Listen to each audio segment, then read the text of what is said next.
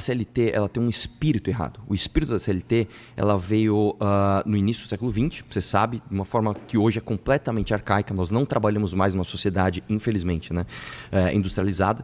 E hoje as relações de trabalho elas são muito engessadas para a realidade que a gente tem hoje.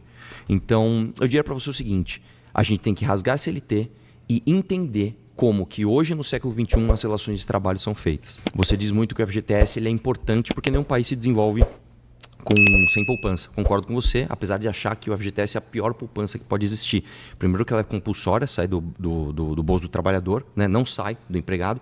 E segundo que ela é muito engessada. Como é que você pode dizer que um imposto para o funcionário, um imposto, porque isso é imposto, não é um direito, um imposto para o funcionário ajuda ele a crescer uma vez que o rendimento perde para todas as outras opções que ele pode ter no mercado. O problema é que o FGTS não está na CLT.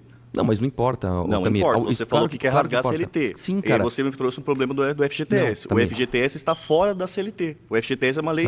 Você tem um problema com uma lei específica que é do FGTS que está fora da CLT. Não é com uma lei específica. São várias leis específicas. A regulação do trabalho... Mas você citou uma lei específica que não está na CLT. Esse foi um exemplo. E a sua afirmação foi que você quer rasgar a CLT. Tudo bem. Então, se minha frase foi imprecisa... Ponto para você. Meu problema é... Tudo bem, ponto para você.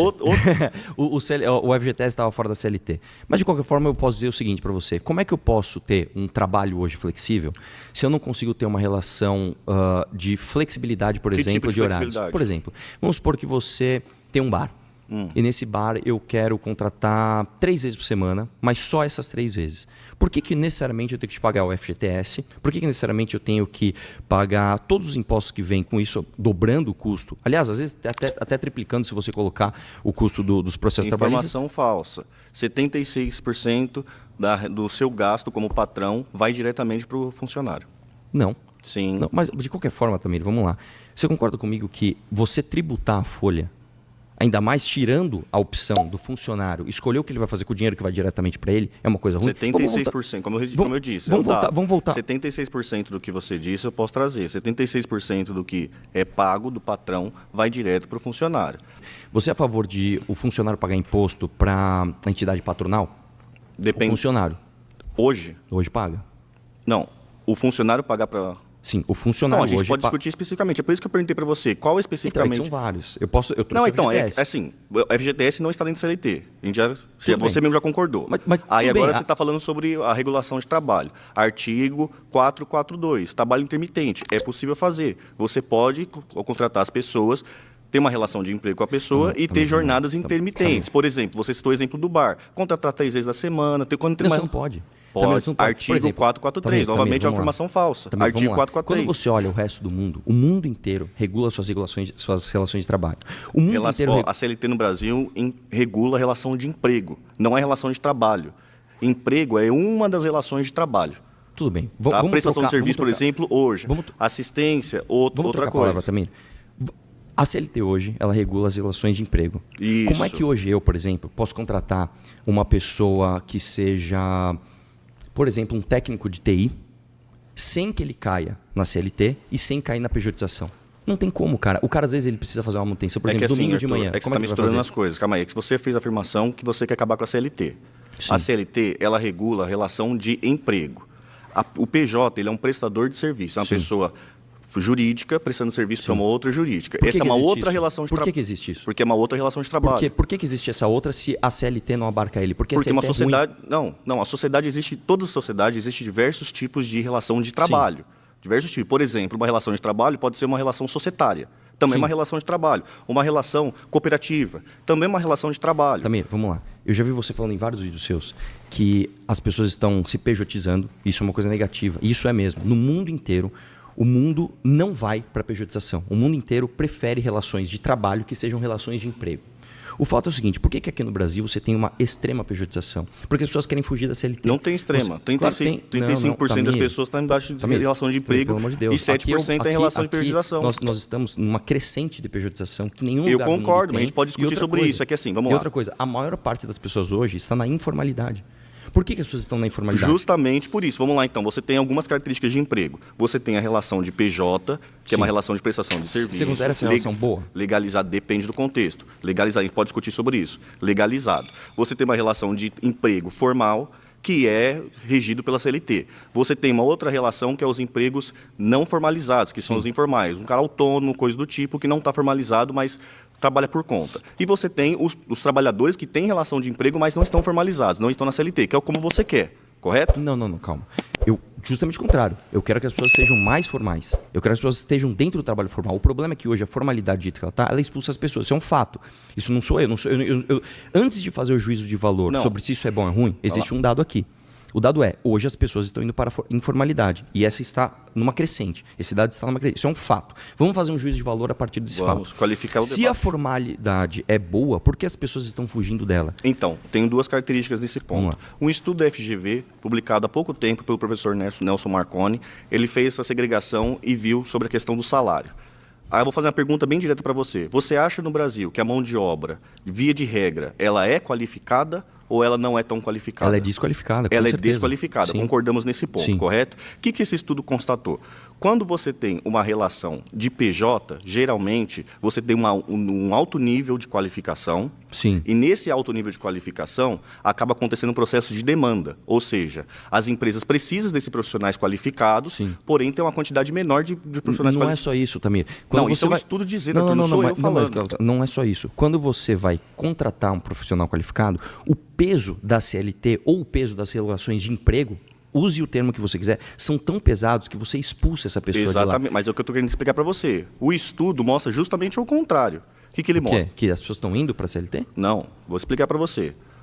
O pessoal que vai para a pejotização tem uma característica específica, que é o quê? Mais qualificação. Alta Sim. qualificação, então tem muita pessoa procurando esse tipo de trabalho e poucas pessoas para fazer esse tipo de trabalho. Sim. Por isso que, mesmo sem a regulação, as pessoas, esses profissionais qualificados, eles conseguem, através dessa força de demanda, negociar os preços em situações melhores que não desencadeia em vulnerabilidade. Entendi. Tamir, vamos lá. O que você está me vamos dizendo concluir o estudo. Vamos concluir o estudo. O segundo grupo mais bem remunerado são as pessoas que têm uma relação de emprego debaixo da CLT, mas estão com uma relação de emprego. Esse grupo recebe menos. Mas também você não está entendendo. Eu não quero empurrar as pessoas para a informalidade. O meu argumento é o contrário. A informalidade Pausa. hoje é uma... Você foi votado. Ai, caramba. Puta, Pra sair? Eu achei que você tava bem pra caramba, velho. Eu achei que você tava muito bem, cara. Pô. Ó, Tamir. Eu achei que você tava muito bem, cara, na boa. Eita, cara. Calma, gente. Calma. Meu nome é Charlie Barkley, eu sou escritor, sou poeta e eu discordo. Eu quero tratar um pouco sobre o FGTS com você. Você fala que o FGTS é um imposto, certo? A noção de que o FGTS é um imposto, ela é um engano. Por quê? Porque o FGTS, na verdade, ele é um fundo de garantia para o patrão, que foi criado pela ditadura militar em 66, certo? Onde o patrão passou a ter um custo maior sobre a folha de pagamento, porque são 8% que o patrão deposita. Aumentou o custo do patrão. A noção de que o FGTS tira dinheiro do empregado ela é falsa. Até porque, durante a implementação do FGTS, o salário mínimo ele subiu, não foi alterado e o empregado ele não passou a receber o salário mínimo. Quer dizer, ele passou a receber o salário, ele continuou recebendo o salário do jeito que estava acordado e o FGTS não onerou essa pessoa. Então, o FGTS ele é esse custo do patrão que foi colocado. Sim. E o FGTS, além de servir como um auxílio para caso esse patrão, esse funcionário seja desligado, você também tem o fato de que o FGTS ele é um fundo de crédito. E é por isso que é errado você chamar de imposto. Porque, sendo um fundo de crédito, ele serve para fazer financiamento, principalmente de moradia, o Minha Casa Minha Vida. 80% das casas do Minha Casa Minha Vida foram financiadas pelo FGTS. E como é que funciona? Se toma o crédito desse dinheiro do FGTS e esse crédito ele é devolvido a juros, porque ele é sempre uma garantia do patrão. Logo, o FGTS ele não tem como ser um imposto, visto que a finalidade do imposto é a arrecadação do Estado para que ele cumpra com as suas obrigações financeiras, certo? E isso não retorna diretamente de novo, porque o Estado ele não devolve o dinheiro do imposto, a não ser por meio de investimento, etc. Você sabe que isso, a partir de 2016, que eles começaram a devolver, inclusive, o lucro do FGTS, por conta, inclusive, de uma ação minha, O Temer mesmo assumiu, olha, de repente começou a ter um monte de busca por causa disso, que eu saía na rua perguntando para as pessoas simplesmente o quanto rendia o FGTS. Aí eu pergunto para você, como é que você pode não chamar de imposto? Eu nem vou discutir, é uma questão que é até básica, do seguinte, se o patrão vai te pagar 10 e a partir do momento que ele te paga 10, ele tem que te pagar 11, ele vai fazer a conta que você custa 11, eu nem vou discutir isso, que isso é até muito básico. Mas como é que você pode não chamar de imposto uma coisa que se eu te dou, eu te devolvo menos do que a inflação? Como que isso pode ser algo positivo se eu estou tirando dinheiro de você? Isso é um imposto.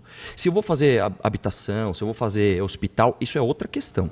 A questão é, eu estou tirando o dinheiro de você compulsoriamente e não te devolvo o quanto ele rendeu, o quanto a inflação te devolveria no período. Isso é necessariamente um gasto para você, ou não? Não é um gasto porque o FGTS, quando ele é criado, ele onera o patrão. Pensa assim, o funcionário... Básico. Não, eu estou te colocando que quando o funcionário passou a receber o FGTS, antes ele não tinha direito nenhum. Antes era a noção de período de trabalho decenal, ou seja, você só adquiria a estabilidade dentro do seu emprego a partir de 10 anos. É que o FGTS, vamos lá, ele foi criado num outro contexto, que não foi para proteger o trabalhador, foi para se fazer poupança para que o Brasil crescesse, um outro contexto, que eu concordo que a gente tem que ter poupança, não dessa maneira. Mas o fato é o seguinte, a partir do momento que eu arranco o dinheiro do seu bolso compulsoriamente, é compulsório. Não importa se quem está pagando a guia é o patrão, está saindo do teu custo, cara. É você que custa isso para a empresa. Mas um custo compulsório, ele não é um imposto, Arthur. Justamente claro que é. Claro que não é. Se você não tem a opção de pagá-lo, ele passa a ser imposto, ele é compulsório. Então, se você não gosta do nome imposto, vamos tirar o nome imposto. Que nem o Tamir, ele não gostou da relação de trabalho, falou de relação de empresa, tudo bem, vamos tirar isso. Vamos colocar uma relação de custo, ou o que seja. Eu te dou um dinheiro que eu te devolvo menos que a inflação. Como que isso não é um custo para você? Eu te tirei R$100. Você não comprou uma coisa de R$100 hoje. Daqui a um ano, essa coisa que você ia comprar de R$100 custa 110. Eu te devolvo 103. Como que isso não é um custo para você, cara? Porque o patrão, o funcionário, ele não tinha esse direito. O FGTS ele já entra como um direito a mais, porque ele é feito para... É uma estabilidade para o funcionário depois, caso ele saia do emprego. Se ele for demitido... Mas ele vai devolver menos do que se estivesse na bolsa dele. Você foi votado.